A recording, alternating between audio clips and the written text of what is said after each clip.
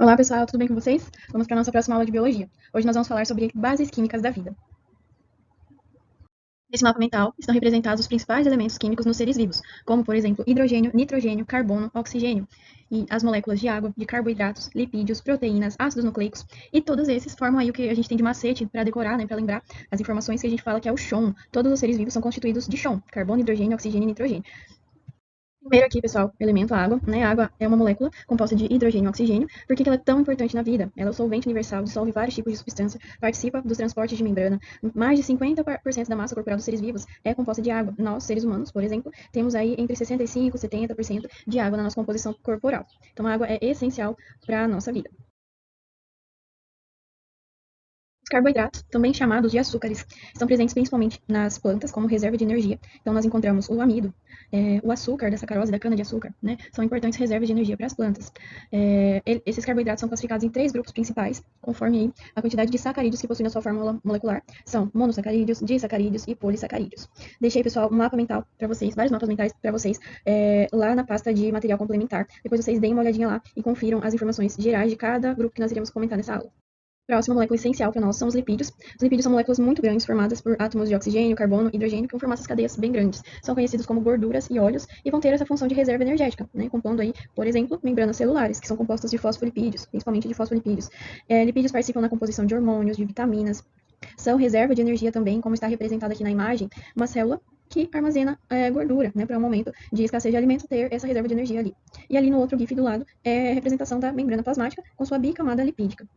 Próxima molécula essencial são as proteínas. Nossas células dependem muito das proteínas, tanto para a constituição quanto para reações metabólicas. As proteínas são cadeias de aminoácidos, nós chamamos também de cadeias peptídicas. Então, os aminoácidos que constituem a proteína são ligados entre si por ligações peptídicas.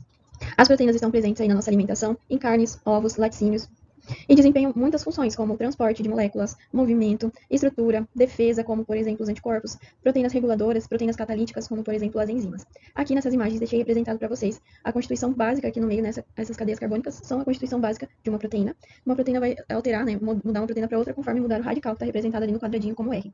Na primeira imagem, temos uma representação da síntese de proteína nos ribossomos. Então, aminoácidos são conectados, são carregados através de RNA transportador, e a fita de RNA mensageiro leva essas informações nos códons de nucleotídeos, dizendo, né, qual aminoácido deve ser ligado ali.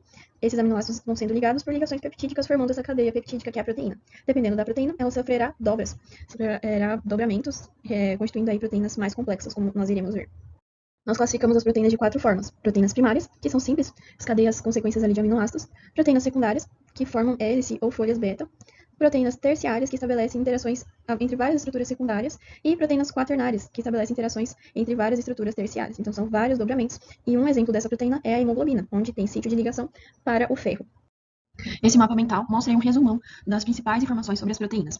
Sobre as características das proteínas, são unidades fundamentais para as células, porque olha as funções que elas desempenham, né? Transporte de moléculas entre células, realizam atividade contrátil, então os nossos músculos são formados por proteínas, 2 tipos, actina e miosina. Essas proteínas têm capacidade de se contrair e relaxar, fazendo aí a contração muscular. Muito importante e essencial na movimentação do nosso organismo. Participam também, pessoal, da defesa do organismo. Lá no nosso sistema imunológico temos os anticorpos. Estes anticorpos são feitos aí de proteínas, a gente já vai ver um pouquinho melhor sobre eles. Função estrutural, né, manutenção da arquitetura celular. Nós vimos lá nos lipídios que a membrana plasmática é feita de fosfolipídios, mas também tem na constituição proteínas que contribuem com o transporte de membrana e função de estrutura dessa membrana plasmática. Temos aí proteínas catalisadoras, que são as enzimas, que vão atuar aí na velocidade de reações químicas, como por exemplo na digestão. E como falei, participam do metabolismo celular. As proteínas, elas podem sofrer o processo de desnaturação. O que seria isso? Aquelas estruturas que nós vimos que as proteínas podem formar, desde primária, secundária, terciária, quaternária, essas estruturas podem perder a sua funcionalidade, podem perder sua estrutura básica ali, né? Então, para que determinada enzima funcione, ela precisa estar ali com seus dobramentos tridimensionais, formando uma estrutura terciária, por exemplo. Então, com a desnaturação, essa proteína perde a sua estrutura e perde, consequentemente, a sua função. O que pode causar essa desnaturação? Temperatura e acidez, por exemplo, podem desnaturar uma proteína. Essa desnaturação pode ser reversível ou não, como a gente vai ver no próximo exemplo. Então, aqui nós temos a imagem, né, uma representação do que seria uma proteína normal, numa estrutura terciária, tridimensional. Passou por um processo de calor, desnaturou essa proteína, ela perdeu a sua estrutura normal, ok? Algumas proteínas podem renaturar, podem retornar ali no seu processo de estar na sua constituição tridimensional. Como, por exemplo, pessoal, nosso cabelo, né? Nós temos aí, quem tem cabelo mais enrolado, tem uma estrutura tridimensional ali formando os cachinhos. Com o calor, nós aquecemos o cabelo, ele pode relaxar esses cachos, ou no uso ali de uma chapinha, o cabelo fica alisado. Mas depois de molhar esse cabelo, ele volta na sua estrutura normal, tridimensional ali, certo? Esse é um exemplo. Aqui nós temos outro exemplo, que nós utilizamos o calor para aquecer nossos alimentos, e aqui o ovo, né, feito ali de basicamente proteína. Quando esse ovo é aquecido, ele muda a sua conformação. Então, as suas proteínas, elas perdem a sua estrutura ali tridimensional, sofrem uma modificação irreversível. Né? Então, aquele ovo, mesmo depois dele resfriar, ele não volta para a sua estrutura anterior antes da desnaturação, certo? Nós utilizamos a desnaturação das proteínas na culinária ali para fazer a carne, por exemplo. Nós cozinhamos a carne, desnaturamos as proteínas da carne para que elas se tornem mais fáceis para nós mastigarmos, né? Conseguirmos comer aquela carne. Então, a desnaturação pelo calor é muito utilizada. Uma função importante das proteínas é ali as proteínas de anticorpos, né? Então, os anticorpos, eles são glicoproteínas, proteínas ligadas a moléculas ali de glicose. Essas estruturas, elas são formadas ali por células de defesa chamadas linfócitos B, que estão no nosso sistema imunológico. Quando o nosso sistema imunológico reconhece algum antígeno, o antígeno será o invasor, digamos assim, que pode nos causar algum prejuízo. Nosso sistema imunológico reconhece esse invasor e produz esses anticorpos específicos para reconhecer aquele invasor. Esses anticorpos, eles serão, como vocês podem observar aí na imagem, eles possuem um sítio de ligação específico para se ligar naquele determinado antígeno, ok? Então, para cada antígeno, nós teremos os anticorpos específicos para ele. E o que esses anticorpos fazem? Se ligam no antígeno e produzem sinais químicos que são enviados lá para moléculas efetoras. Nós chamamos assim as células ou proteínas do sistema imunológico que vão aniquilar aquele antígeno. Por exemplo, os macrófagos, que são células de defesa, que absorvem ali o antígeno e degradam aquele antígeno. Células CD8, natural killers, que vão matar aquele antígeno, eliminar aquele antígeno, certo? Então, as proteínas, pessoal, são muito específicas, fazem ligações muito específicas em seus sítios de ligação.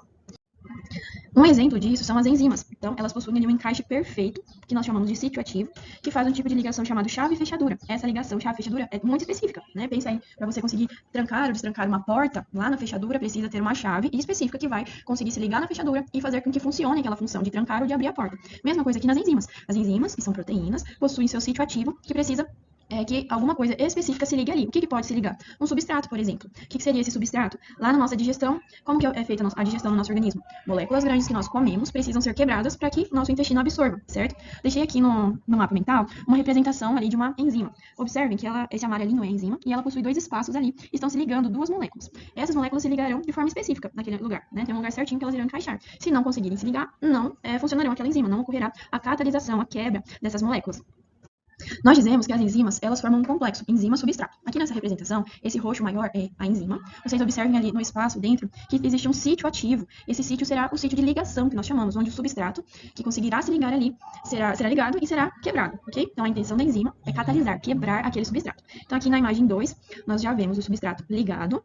E na imagem 3, essa enzima fez a catalisação. Ela quebrou aquele substrato em dois produtos. Já ouviu falar que a gente precisa mastigar muito bem nosso alimento, porque a nossa digestão começa na boca. Então, aqui nós temos a representação do que acontece. Foi adicionado ali o azulzinho, que são as enzimas amilase, e elas estão atuando ali nas cadeias de amido, quebrando aquelas cadeias em pequenas moléculas.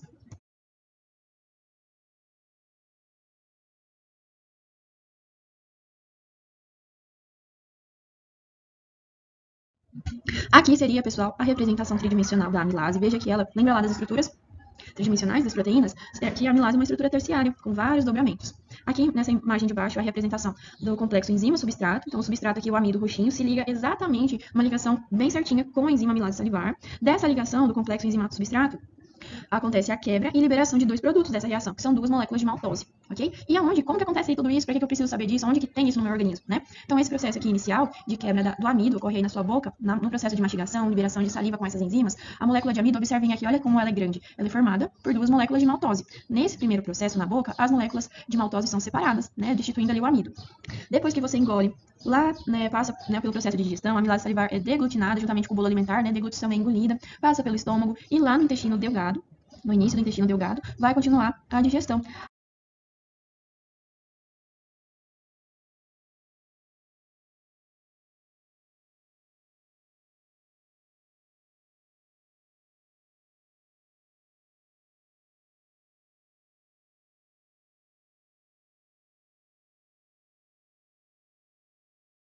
Vitaminas, que são vitaminas, né, tão importantes para nós. Então, são moléculas orgânicas necessárias para várias vias metabólicas acontecerem. Então, muitas vitaminas elas vão atuar como cofatores para o funcionamento de enzimas. Né? Sem esses cofatores, sem essa ligação de uma vitamina específica a uma enzima, aquela enzima não conseguirá fazer seu papel. Então, a falta dessas vitaminas pode provocar doenças, como, por exemplo, o escorbuto. Quando falta vitamina C, a pessoa pode ali perder os dentes. Isso era muito comum na época das grandes navegações. O excesso de vitaminas também pode causar problemas graves de saúde, uma intoxicação por aquela vitamina, perdão. Ainda sobre as vitaminas, eu falei sobre os cofatores. Aqui tem uma representação de como funcionaria esse cofator. Então, tô confundindo enzimas com vitaminas. Então, muitas vitaminas atuam como cofatores de enzimas. Então, olha lá. Esse quadradinho azul seria a representação de uma enzima. E para que ela funcione, para que aquele substrato consiga se ligar nessa enzima para ele formar um produto, precisa que um cofator contribua. Então, veja ali, na enzima tem o espaço do cofator e o espaço do substrato. Então, o complexo ali da enzima com o cofator com o substrato vai ocorrer o funcionamento, vai ocorrer a catalisação. E no produto final, a enzima irá liberar o produto, liberar aquele cofator e estar disponível de novo para fazer a catalisação de mais algum substrato. Nós temos aqui uma tabela mostrando as vitaminas hidrossolúveis, as fontes onde são encontradas essas vitaminas, o que acontece com a carência dessas vitaminas no organismo e o que acontece quando tem um excesso de vitaminas. Por exemplo, pessoal, a vitamina B12, ela é encontrada no fígado bovino, em ovos, leite, carnes, peixes, ostras. A carência dessa vitamina causa anemia, lesões do sistema nervoso. E o excesso não foi encontrado ainda, percebido nenhum nível de toxicidade conhecido. Já a vitamina C, como falei para vocês, encontrada em frutas cítricas, batata, hortaliças, a ausência dessa vitamina vai causar escorbuto, gengivite, hemorragias nasais. E o excesso, não adianta você falar que agora vai tomar um monte de vitamina C, porque você pode se intoxicar, você pode ter diarreia, pedras nos rins, alterações no ciclo menstrual. Essas são algumas das vitaminas, pessoal. Eu vou deixar lá no material de apoio a tabela, com todas as vitaminas. Temos duas classificações para as vitaminas, as hidrossolúveis e as lipossolúveis. A diferença é que as lipossolúveis, elas não são facilmente excretadas pelo organismo e tendem a se acumular. Já as hidrossolúveis não são armazenadas pelo organismo e precisam de uma reposição diária. Uma curiosidade aqui para vocês, comentei sobre o escorbuto, uma doença causada lá nos marinheiros, nas grandes navegações. E olha só que legal. Então, durante aí as grandes navegações morriam muitas pessoas, Então, existiam viagens ali tão longas, de meses, que até 2/3 dos marinheiros a bordo ali morriam, Por que eles morriam? Começaram a perceber, o médico da marinha inglesa percebeu que os marinheiros que se alimentavam mais com frutas cítricas e verduras não apresentavam ali aquela doença visível que era o escorbuto. Como eu mostrei na imagem, o escorbuto causa algumas inflamações na gengiva, sangramentos, pode ali ocasionar a perca desses dentes, Então, a partir dessa observação do médico, ele ordenou que todos os marinheiros consumissem suco de limão todos os dias. Então, as frutas cítricas, como o limão, possuem grande quantidade de vitamina C. Mas, olha só a data, pessoal, lá em 1754, só em 1912, as vitaminas foram descobertas aí por esses dois cientistas, o Casimir Funk e o Frederick Hopkins. Então, eles identificaram que essas substâncias estavam nos alimentos, e esses alimentos, além de promover aí energia, também tinham essas substâncias essenciais. Sais minerais, prometo que tá acabando essa aula, gente. Então, olha lá. Os principais sais minerais aí representados, Por exemplo, ali o cálcio. Nós sabemos que o cálcio é importante tomar leite porque cálcio faz bem para os ossos. Sim, muito bem. Mas o cálcio também atua ali no funcionamento dos músculos. Sem cálcio, nossos músculos não fazem a contração muscular. Nós precisamos dele para ação dos nervos, também funcionamento dos nervos, coagulação do sangue. E ali, na outra parte da tabela, está mostrando as principais fontes desses sais minerais. Quais são os principais alimentos? Cálcio, nós sabemos que estão principalmente ali nos laticínios, mas também estão em folhas verdes, como brócolis e espinafre. Então, vejam só, vários desses sais minerais nós conseguimos aí através dos alimentos e são essenciais para várias questões aí no nosso organismo. Olha lá o ferro, lá no início da aula, quando falei de proteínas, falei da hemoglobina, que é uma proteína de estrutura quaternária, está lá nas nossas hemácias, ou também chamadas de eritrócitos, e a hemoglobina possui ali o sítio de ligação, onde o ferro se liga. E o ferro ajuda a levar o oxigênio, aqui essa hemácia transporta o oxigênio para que ocorra o processo de respiração celular, ok? Então, a hemoglobina, essa proteína hemoglobina, liga-se ao ferro e faz o transporte do oxigênio no nosso sangue. Então, observem aí a tabelinha, as funções de cada sal mineral no nosso organismo. Ácidos nucleicos. Eles estão relacionados lá, principalmente a guardar as informações genéticas daquele indivíduo. Tudo da constituição daquele indivíduo vai estar, entre aspas, escrito no material genético, lá no DNA. Essas informações que estão no DNA são copiadas para uma fita simples de RNA. O que é o DNA? É uma sigla que significa ácido desoxirribonucleico. Então, o DNA é uma molécula muito longa formada aí por cadeias de nucleotídeos. Esses nucleotídeos estão representados aqui no cantinho e são de 4 tipos. No DNA, citosina, guanina, adenina e timina. Essas palavras, pessoal, são muito importantes para vocês lembrarem. São muito comuns aí em questões do Enem, certo? E o que diferencia aí na estrutura dos nucleotídeos entre DNA e RNA é que, ao invés do RNA ter timina, tem a base nitrogenada chamada uracila. Então, citosina, guanina e adenina são iguais entre as duas moléculas e a uracila está presente no RNA e a timina está presente no DNA, ok? O que diferencia também as duas moléculas é a ribose. Então, no DNA, nós temos ali, a ribose nada mais é do que um açúcar, Então, o DNA possui desoxirribose e o RNA possui ribose, ok? A fita de RNA, ela será responsável por levar informações genéticas para a construção de proteínas. Então, o RNA vai lá, o RNA mensageiro vai encontrar o ribossomo e vai levar a mensagem de que proteína deverá ser feita, ok? Como a gente viu lá atrás na formação das proteínas.